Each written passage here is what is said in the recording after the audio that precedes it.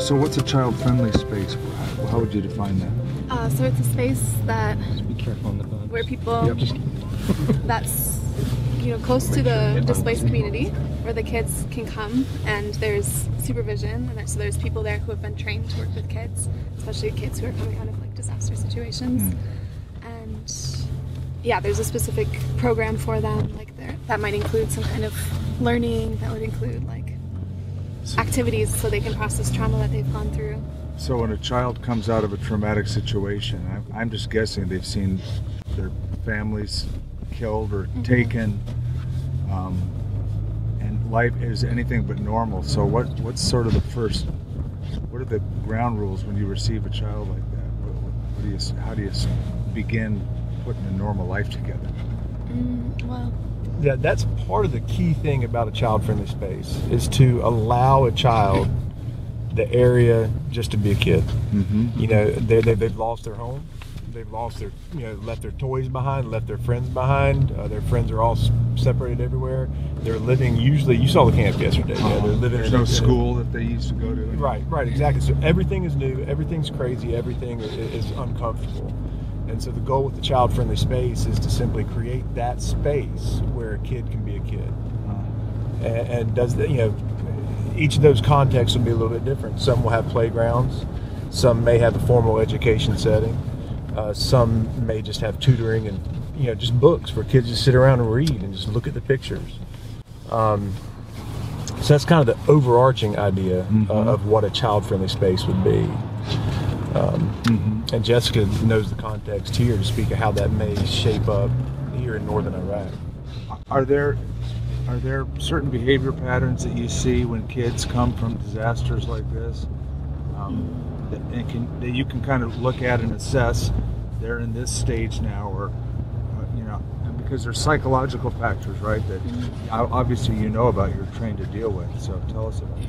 yeah, I mean, sometimes they might look really, really like withdrawn, like the kids, they're not like engaging, or they're not like as exuberant as they should be. Or sometimes they might take it out like in anger, like kids, they might be upset with one another based on the things that they've seen or the things that they're processing through. Like, yeah, the other day I was talking with a father, and he was talking about how the kids at night, they're kind of acting out ISIS with each other, like they're pretending to kill each other in their play. Really? They're role playing that? Yeah. Because that's what they've seen. Is that a way that a kid just sort of communicates what they're feeling by acting it out? Yeah, I mean, so in some ways, like, play and acting things out in play is normal and healthy, but yet, like, that shows kind of the depth of how much they've seen and how. Wooden house, and we're going to turn. But yet, if it's not like, Right, like channeled into something different or into something positive, like, it's not also a good thing. So what makes a child? What things do you do? What are activities that you employ? How do you put one together? Put a child-friendly space together? I think it's really helpful to look at the community and what the community has skills in. So I really want to, like, the community has to be involved in the child-friendly space. You mean the community, the people that the child is with? That the community of people, not the community around the city? Both, but especially the displaced community. So, like, for example, if there's someone in the community that really has musical talents, like, I would love to bring them in and do a music space for the kids. But if there's no one who has musical talents, then it'll probably be harder to have that be kind of something that would be sustainable. I see. And if there's people who have experience, who are teachers, or who have experience with the kids in the community, like, to bring those people in. Okay. So you really, like, start meeting with the community, asking them what their needs are, what they think the kids need. If they say it's space, if they say it's toys, education. And how many children are here, what we're about to see? In Chorus School, there's 256 kids. Wow. Like about 150 between 2 and 11.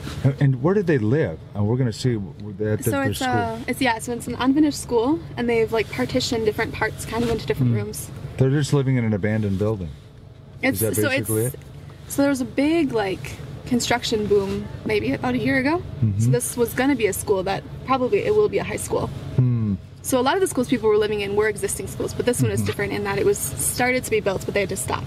or because other people came and they stopped the building of it. All right. So they're living there. I mean, eventually it will have to continue to be built as a school, but Okay. for now the people are. Let's are go living see there. it.